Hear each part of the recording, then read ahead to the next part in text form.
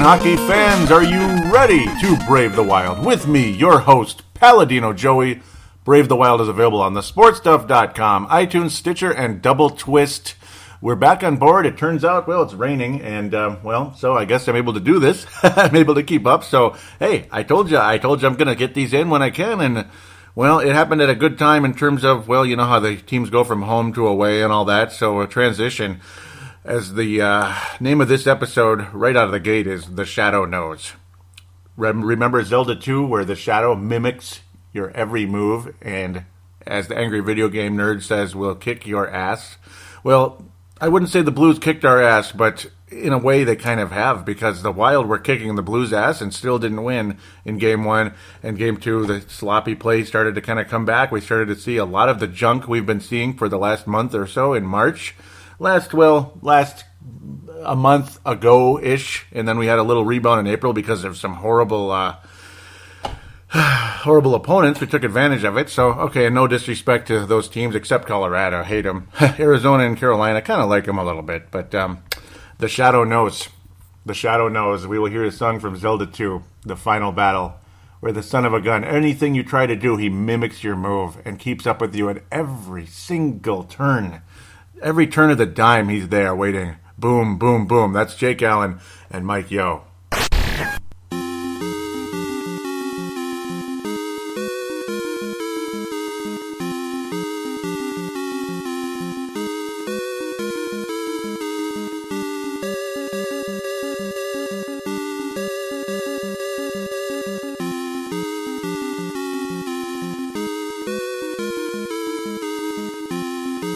There is no more fitting song for what's going on right now, and it's extremely frustrating.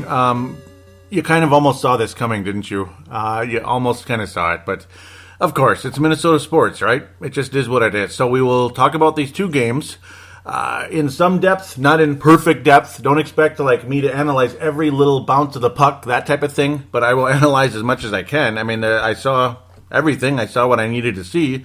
It's just two games. We'll talk briefly about what's going to go on in St. Louis. That's pretty much about it, what I think will happen, I guess. It's anybody's guess at this stage.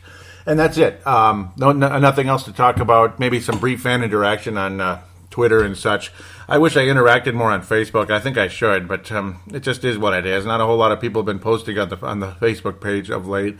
That's unfortunate, but I'll give out that information at the end. Facebook, and of course I'll shout out to Pavel and MNW players, all that. So we'll get to that at the end. This will be one segment. We'll just boom, boom, and get out of here. So just trying to keep up with things. A 2-1 loss at home on April the 12th. Wednesday, April the 12th, the Minnesota Wild cannot beat the St. Louis Blues. The Wild played as good a game as you could possibly play, at least in terms of, sure, we were aggressive, we were getting shots on goal. The problem was we weren't attacking on the juicy rebounds. That's kind of basically the theme here. That's basically been the tell from every expert, every intermediate, everything. Former coaches, GMs, players, analysts on NBC, all that. And I love NBC's coverage of hockey. I don't like NBC News necessarily, but I don't like a whole lot of news out there. But they do a fantastic job with the NHL. This sucks. It really sucks what took place here. When you see the Wild playing as well as they are, but then you see Jake Allen magically being in the right place, right time, a lot of luck, and that's kind of the theme out of both of these games. I got to say, you can almost merge them together where the Wild would raise the puck. That's what you expect, right? Raise the puck, your chances are higher. You got to think. Eric Haula had a bajillion chances in this game. So did many others. Parisi, several shots, 7 shots on goal here and there. And you just knew magically the Blues would come the other side and score. That's basically what took place in the Colorado Avalanche series way back in 2003, where the Avalanche, the far superior team, but the Wild overcame and survived. Granlund, Parisi, Haula, Stahl, everybody. Coyle had so many chances, but he couldn't finish, and it was extremely frustrating. In this game, it's I don't even know where to go. It's just, you saw it. I guess you might as well review it in your head, I suppose, at this point. Yul Eriksson at his first playoff game, and he represented. He wasn't fantastic, but he was all right. He won 55% of his face-offs. That's okay. Only 9 minutes on ice. The fourth line didn't see a whole lot of time. A lot of people would recommend Chris Stewart go down and Jordan Schrader come up. That's what some people think will happen in the next game, but who knows, in game 3 on the road. But who knows, because the fourth line's actually been playing okay, even though they've been getting minimal minutes. Eric Holla was bumped into that second line. Zucker saw some time there, but really the second and third lines kind of interchangeable in this game, and it just kind of depended on the situations and such. Like Koivu obviously is going to log a ton of minutes, 24, Granlund ton of minutes, and of course the numbers bloated a bit with the overtime period, which is depressing even thinking about right now because what happened. But I don't know, man. I don't know. The Wild, the whole game, the aggressors attack. I mean, so many chances. Charlie Coyle point blank more than once. Either just couldn't get it past Allen, couldn't make the proper move. And in one case, he had an open net really late in the game. That would have won it into overtime. It would have won it in overtime, would have won the game after Parise miraculously tied it up with 20-some seconds left, finally ending the drought. As luckily, the Wild always seem to like to end the drought. That's been another theme with Jake Allen and Mike Yeo, is Jake Allen will be shutting out the Wild the whole game, and then somebody will tie it up in the last second so the Wild still lose. See, in this case, at least Dubnyk had only given up one goal, and then Parise tied it up. It was so exciting. We were all jumping up and down like, oh my God, we might come out of here after all. We finally broke through, but again, it's like you just saw the same things going on in overtime, and you just kind of had a sneaky, creepy feeling. But Charlie Coyle frustrates the hell out of me, and I think everyone else at this point. Christian Folin looks terrible. He hasn't been the same guy since the knee injury, and there's talk that he will have surgery in the offseason, and whatever it is, he needs it because he doesn't look like the same guy at all. Every time he gets in the play, he's either just unable to jar the puck loose, whatever it is. I mean, earlier in the season, it wasn't that much of a challenge for him like it looks right now. He just looks like a guy who shouldn't be out there, like he's playing hurt. That's what he looks like to me, like he's playing hurt, and that's what he's kind of been most of the season. Can't hang on to the puck, though. That's kind of another theme, particularly as they head into the second game. But Folin in that first game, just hard to watch. Not good. And, of course, getting penalties and all that. Whatever.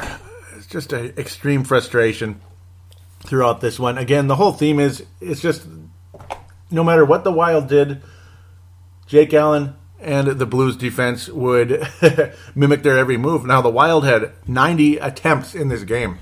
That is insanity. 90 attempts. It was mostly Allen giving up a lot of juicy rebounds, but the Wild not capitalizing. Or, the amount of shots is one thing, the quality shots is another, and then a golden opportunity to end the game for Charlie Coyle, and of course his stick breaks because he's holding it too tight and pressing it too hard on the ice. Just great, terrific. I mean, it's like the old, you get nervous, like, oh my God, this is it, and then just, your confidence snaps just like your stick, and that's pretty much what took place in this one. The first goal in the game just kind of made you feel like, oh, brother. And, of course, the fact that St. Louis was the first team to score, that was the ultimate frustration. And in both games, there's a second period here. Vladimir Sobotka able to put it in from Alexander Steen. A bouncing puck, basically. Dubnyk just could not reel it in off the glove, and it went past Dubnyk, ultimately. Kind of a lucky bounce, puck luck, all that, and the Wild would have no puck luck the entire two games here. As I'm going to kind of sort of merge these together, basically. Like, in both games, the Wild would raise the puck, and it would magically go off of Jake Allen's helmet. It would go off the post. It would go off the stanchion, whatever it was, and it was just an extreme frustration. Extremely frustrating. I mean, just golden opportunities. Jake Allen would either magically get one, or we would stop ourselves. I mean, Zach Parise and Nino Niederreiter both stopped a goal at the same time. Zach Parise basically stopped it, and then Niederreiter stopped it. And just, they were trying to, their whole intention was to drag the puck in from behind, like as in hook it into the behind the line, and it magically didn't get across. And at the end of the day, they slowed the momentum of the puck. And that's not going to get the job done, obviously. It was just one of these kind of games where just nothing was going to go your way, no matter how hard you worked, no matter how well you played. It just wasn't going to happen. I mean, a normal night against an average NHL goaltender, which Jake Allen had been. Obviously, he's a talented guy, but he had his faults. He had his problems. I mean, in the playoffs 2 years ago, the Wild kicked his ass. And earlier this season, the Wild kicked his ass, and then Ken Hitchcock was fired. And then Mike Yeo came in, and Martin Brodeur started working with Jake Allen. Jake Allen went home, kind of soul-searched a bit. They sent him home, and he's the Jake Allen they expected him to be. In fact, probably beyond. I mean, he's playing like the best goalie in the NHL right now. And, of course, you don't think it's going to last at this stretch, just like Dubnyk wasn't going to last the way he was going. It seems like he's always good, like in the middle of the year. But then when it matters most, forget about it, as they say in New York. And, yeah, unbelievable. Speaking of Ken Hitchcock, he's going back to the Dallas Stars. How about that? Dallas Stars, Stanley Cup champions, 1999, and he was there in the mid-90s after Bob Gainey left. He was there for quite a while, ended up going to Philadelphia and Columbus and then St. Louis, and now he's back with Dallas. That's the NHL for you. Just like watch Mike Yeo coach the Wild again one day, or Bruce Boudreau go back to the Washington Capitals, or even the Ducks. Carlisle back to the Ducks again, won the Stanley Cup in 2007. They beat the Minnesota Wild that year. The Wild had a wonderful record, lots of points, but we still had to play the Ducks in the first round. We were kind of in the Metropolitan Division, basically, at that stage. Over 100 points, and you're the 7th seed in the West. That's insane. And the Ducks beat the Wild pretty swiftly that year and went on their way to win the Stanley Cup, regardless of how good Pavel Demitra, God rest his soul, and Gaborik were playing together for the most part that season, putting up insane numbers. That was the 104-point season that the Wild barely eclipsed this year when they should have blew it away.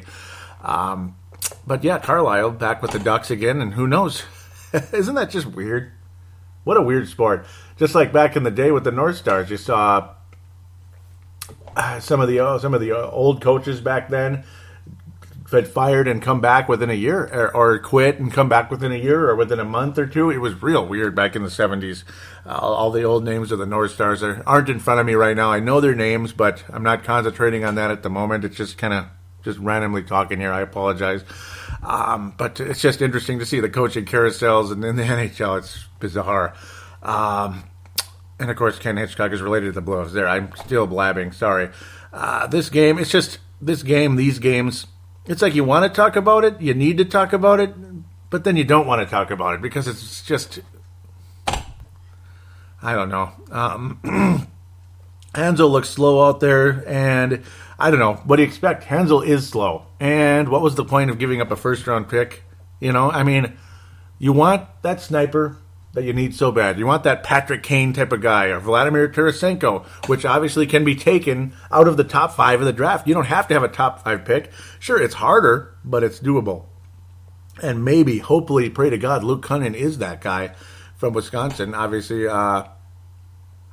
from Missouri originally, but obviously played for Wisconsin already with the Iowa Wild.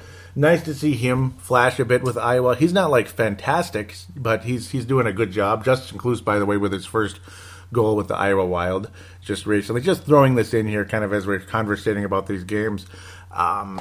Justin Kloos finally his first goal with Iowa. He'd been struggling down there, but usually guys adjust. And the way that Kunin right out of the gate was, scoring and playing so well, that's encouraging. So hopefully he can be something in this league. Eriksson Ek he looks apart. Not great, but he looks apart out there, and that's good. That means he's probably going to be in the NHL from here on out, I would hope. And if he isn't, that would be disappointing. The second game, obviously, of the series, same score, 2-1, and it's just kind of like, the Wild. You just knew you weren't going to come out as well. And obviously, in overtime in the first game, as I keep backtracking, I apologize. I'm just it's a whirlwind here. So that's what these games are. It's a whirlwind. You go into overtime, you get so many shots on goal. Again, Charlie Coyle missing one that was right there for you. Eric Halla, golden opportunity. And then here come the Blues, and they put it in. Boom, and the game's over just like that. You just knew it was going to happen that way. Just kind of like Andrew Brunette with against the Colorado Avalanche years ago, and that was all she wrote. So then we go into the 14th of April. Happy birthday, Chloe the cat, who, if she was still living, would be 27 years old, which would be ancient. Okay, we'll move on. Joel Edmondson, again, a very unknown player in this league. A very, just not a household name in this league, plain and simple. And then he scores again. Like, of course, he had the overtime winner last game. He scores early in the second period, and it's just like you just get this feeling. Of course, the Wild aren't as sharp as last game, but they're still in it, and there's still a chance, and Dubnik's been okay. And then, of course, Joel Edmondson buries his second goal. I mean, that figures. And then Parisi, luckily, before the end of the second period, buries his second goal of the playoffs. And again, you see the drama and the excitement from him. Nobody gets more excited about a goal than Zach Parisi. And it was nice to see him bury that, again, up close like he always is, and putting that thing away. Scandella had a wonderful game, too. He's been pretty much mediocre or below average all season. You wish you could see more, but maybe he'll go back to the Knights. Zucker, what the hell is this? I mean, what the hell what was this from Zucker? Just, he couldn't even hang on to the flipping puck, and he tried to burst, and it would be like, it's like in basketball, you're on the fast break, and you just dribble off your foot. That's basically what Zucker looked like out there. Weak passes, again, couldn't hang on the puck, couldn't receive the puck, and sure as heck couldn't even get a freaking shot off when you thought you were going to get one. Just absolute BS. Absolute BS. Zucker just disappointing, and of course was able to rack up a couple of penalties as well in this game. Charlie Coyle, and it seemed like this whole night, and I agree with Bruce Boudreau with what he said, is, so now we're just going to start, now we're just basically looking to hit people like crazy when, we were successful playing a different way all season. Now we're just going to just hit people all night. Okay, and that's basically what his response was. And yeah, I mean, this was a sloppy-ass game. It's as if we're just trying to suddenly be something we're not. We're changing our identity. Defensemen aren't stepping up at all anymore. It's like we're playing scared, kind of a prevent defense right now, and it's not getting us anywhere. You're still giving up the 2 goals, which you'd think would be enough to win a game, particularly when this team is capable of scoring 3 or more goals any given night, especially with all the depth and the talent on this team. There's no sniper, there's no Tarasenko, there's sure as heck no Patrick Kane or Taves or anybody like that. But you do have depth. You have at least 3 lines that can score, even the fourth line players capable of scoring. Again, Parisi, recipient of a couple of one-timers here. Just that the goal he had in the overtime, the first game, was unbelievable pass from Koivu, just tipping the pass over to Parisi, where the second one, kind of similar from behind the net. It was more of a Koivu type of goal. Awesome pass from Stahl, ultimately, and a quick one-timer from almost point-blank range from Parisi, and that's pretty much the only way to score on Jake Allen. Again, that's where the frustration comes in with the Charlie Coyle goal. The extreme heartbreak. The Wild, numerous opportunities in that third period. Why am I going crazy here? Fourth line, again, very much in the mix here. Multiple occasions even. You also saw Eric Hall again make a stupid play near the end of the game. He had a breakaway, he had an opportunity, and he dumped the puck in, and the clock was running out. Nobody could understand what was the thought process there. And both goals scored on Dubnyk again from far away. Basically, slap shots from far away. The Jaden Shorts one just leaves you just stunned, like I can't believe what's going on here. And that's pretty much what took place. Just kind of, where you're putting the puck on net, hope for a rebound. Maybe the goalie will miss it, and of course Dubnyk did, and that's pretty much what took place in this game. Just the classic type of goals where Dubnyk's frozen. He's just holding his glove out, and the puck is going right by him. And that's pretty much what you've seen out of Dubnyk for the past 2 months or so. And that's why his goals against average has continued to grow during the course of the season, growing like a weed. To be blunt, it's grown like a weed, and it's extremely unfortunate. And that's pretty much where we stand right now with this club. Not a bad game by Dubnyk. It's just, I don't know. It just figures, It just figures that goal was able to get through at that point in the game. And of course, the Wild throwing opportunities away so many times and missing open nets or lucky bounces off the freaking mask of Jake Allen multiple times. Again, still almost goes in and bounces off the post. And that's pretty much been the story of this series, where it's just not meant to be. It's just not going in. And there's pretty much nothing we can do about it. Mike Modano Award has got to be Zach Parisi. I mean, the effort has been fantastic, and he's the only guy to score. He's been awesome in this series. Absolutely. Suter looks good at some moments, doesn't at others. Spurgeon, I love him. He hasn't really stood out, but he certainly hasn't stood out on the negative side either. So I can't rip Spurgeon. I mean, he's one of the best guys. I still say he's the best defenseman on the team overall. Suter's like the bigger star, but Spurgeon is one of those names that's going to continue to grow, I think, in this league, and you're going to hear about him more and more on NBC Sports Network, NHL Network, all that good stuff. Like the well, maybe not quite at Tarasenko's level, but you know how names grow, and you start to, everybody kind of knows who you are after a while, and I think that's Spurgeon as he continues to be consistent and just get better every single year. 38-point season. He was awesome all year. But yeah, you can tell I'm just kind of at a loss with how things have gone, and it's just so sad, so disappointing. We had so much hope going into this season, and then you drop the first two games of the series at home. I mean, you get home ice advantage in the first round. You'll have home ice against anybody but Chicago in the whole West, and this is what you get, is just, getting mimicked at every turn, stopped at every single turn of the dime, every single shot. Magically Jake Allen's there, or part of him is there, and that's all that matters. Or of course, strong defense on occasion by St. Louis. I mean, they're not perfect, but they've had a lot of good moments as well. Lots of blocked shots, golden opportunities there. So many times in this game, like the Wild couldn't capitalize in both games, particularly the first one, but second game too, very winnable. Just depressing. Yep, that's why you're kind of getting a little bit of a disoriented version of me right now, because I'm just blown away. Just can't believe the Wild are down 2-0 when a normal average goalie, it would have been a 5-1 game. I think I was trying to say that earlier. I don't even know if I did or not.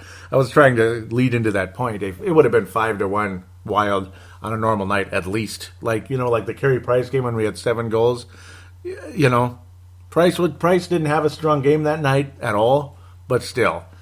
The Wild were playing so aggressively, and they still couldn't finish. Again, sometimes it's just too many shots, and it's just a bloated number, I should say. But there were a lot of golden chances in this game, and the Wild only got Parisis at the very end in the first game, and again the second game, similar situation.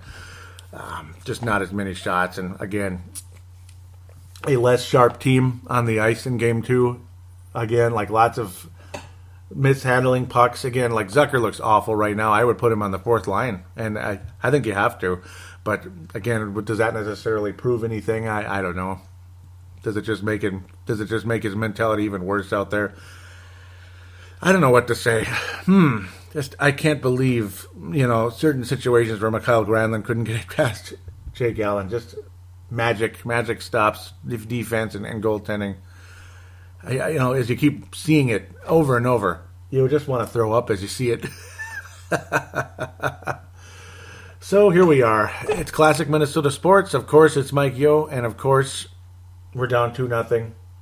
And, statistically, the last 11 teams with home ice advantage in a series to go down 2-0 have lost the series. 11 in a row. Let's break that tide, I guess. Let's hope we can. And it's got to start on Easter Sunday in the afternoon there, 2 o'clock. Got to win Game 3. You don't win that one, you might as well pack a lunch because there's 90% chance it's over. So, if not 100. So that's about it. You get the idea. That about wraps it up. Again, Parisi, the Mike Modano Award winner. Christian Folin and Jason Zucker right now. Zucker was okay in the first game, but he was so awful in the second game. Christian Folin for me, and Zucker a little bit lesser. We'll get the James Shepard Memorial for biggest disappointment in these 2 games, and that's pretty much where things stand. Hopefully I can get another show out after games 3 and 4. We'll see how it goes. Maybe it'll be 3, 4, 5. I have no idea, but I'll do the best I can to keep these coming out. And they'll be shorter this way, too. So that's the good part. It's easier to do them this way if I can keep up rather than try to lump a whole series in, and might only be one series anyway. But I'm not trying to be negative, be smart ass, but that's the way it's going right now. It doesn't look good. I mean, 11 in a row for the road team going up 2-0 is not good. The Wild were down 2-0 against Colorado, but remember, the Wild were coming home. So it's a little different. That was in 2014, of course, but so a little different situation. A little different, but hopefully the Wild's road record can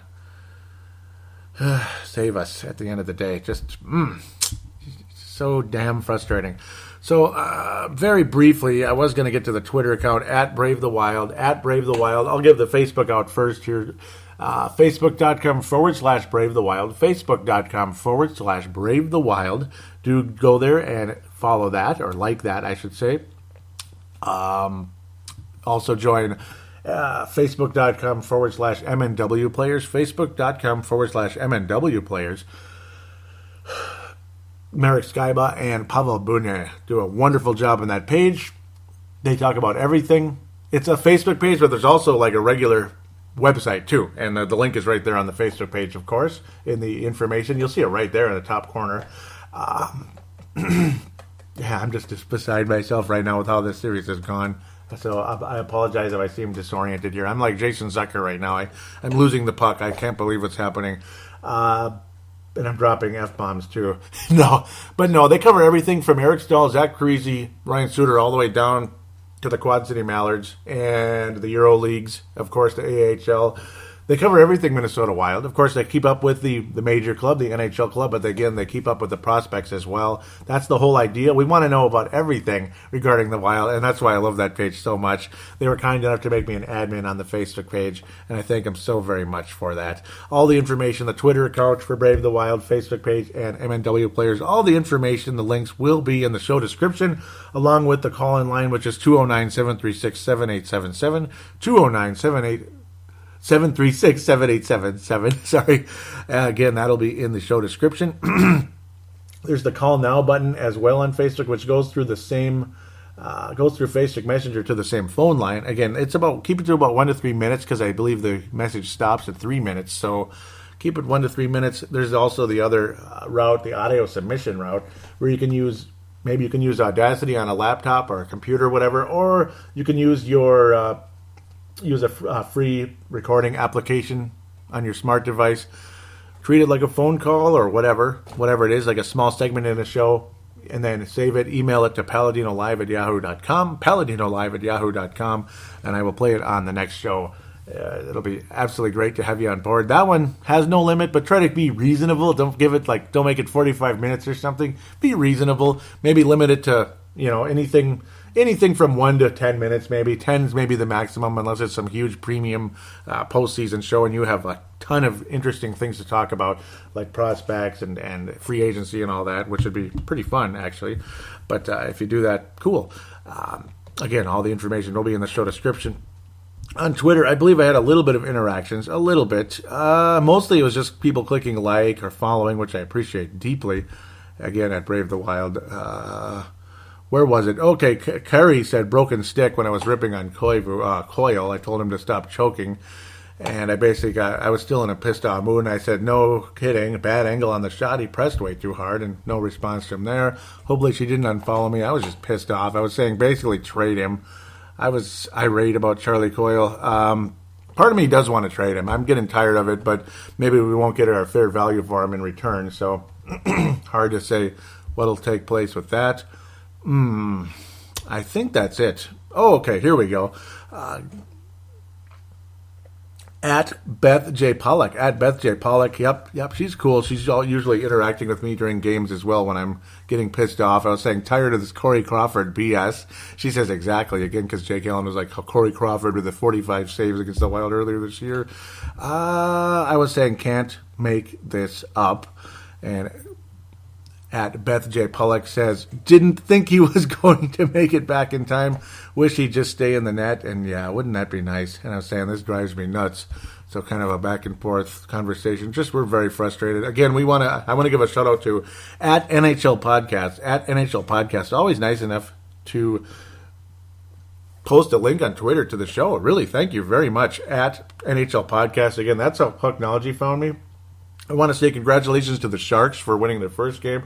Unfortunately, they were shut out last night, but at least it's 1-1 coming back to the Shark Tank, so not too bad. Connor McDavid, huge play down the stretch, making it 2-0 in Game 2. Maybe I'll very briefly just kind of update where every team is right now in the postseason, and that's about it. Calgary just couldn't get it done. Game 1 went to Anaheim in in the duck pond. I believe that's what they call it, the duck pond. Yes, it's just a nickname. But again, it's funny though. Why would you wear orange? As in, like, you're hunting ducks to shoot down ducks. I don't know. I guess. That's kind of funny. But it is what it is. Yep, wear that orange because the sea of red. And, again, I want to give a shout-out to the Atlanta Flames, by the way. God, I love that logo. I love the Atlanta Flames logo. Again, the Calgary Flames are the Atlanta Flames. They originated from Atlanta. Hot Atlanta. That's where the flame came from, the Atlanta Flames. Then they became the Calgary Flames. Better fan base, but, man, that Atlanta Flames was... the logo is just unbelievable. I think it's better than the sea of red. It's that good, but the fan base in Calgary better. So it is what it is. Atlanta's a crappy sports town, and that's too bad because what an unbelievable, awesome name. And that team emerged so nicely. They never got to make the playoffs, even though they had a way better record than the division champion Chicago Blackhawks on the other side of the conference. It was total BS for the Atlanta Flames, and then they moved to Calgary, go to the Campbell Conference Finals right away to play the North Stars. So immediately, their first year in Calgary, they go to the Campbell Conference Finals because there's the same group of guys, and this time they got to go to the playoffs, and wow. But the North Stars luckily able to survive and get to the finals and ran into the dynasty of the frickin' what do they call those guys?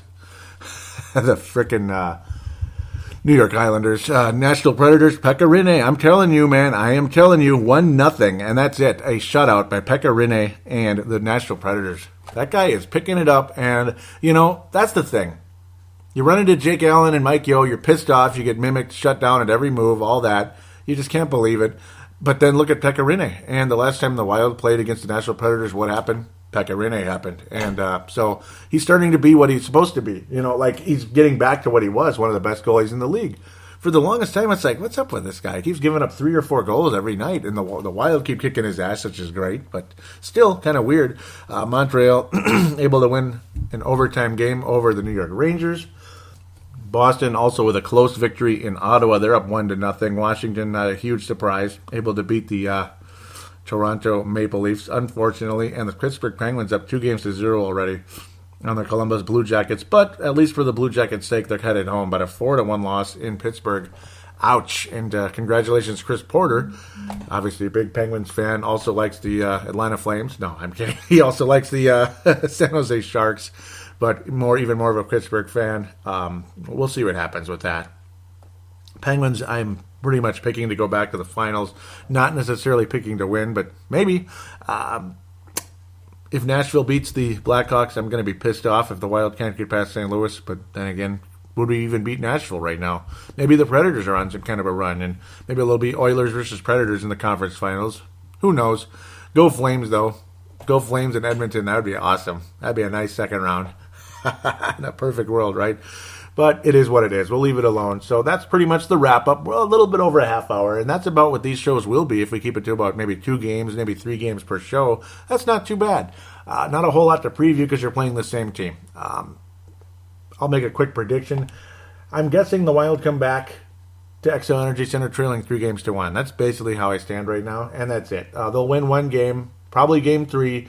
I don't know what's going to happen in Game 4. If the Wild can pull it off, that'd be great. But I'm going to pick the Wild to win Game 3 and come back to XL Energy Center down 3-1. And they'll hopefully win that game, go back to Game 6 in St. Louis, and we'll see. We'll see. And it's all about momentum then. The Wild win Game 6, they will win Game 7. That's how I see it. So, obviously, you lose Game 6, you're done. But we'll just leave that as is. Common sense stuff. So I'll shut up now. And hope you a good drier week coming up so I can get some work done. Even though I enjoy doing the show, I'll still sneak the show in no matter what because there's always got to be some time to be able to do it. Until next time, though, go Wild, and hopefully we're still playing.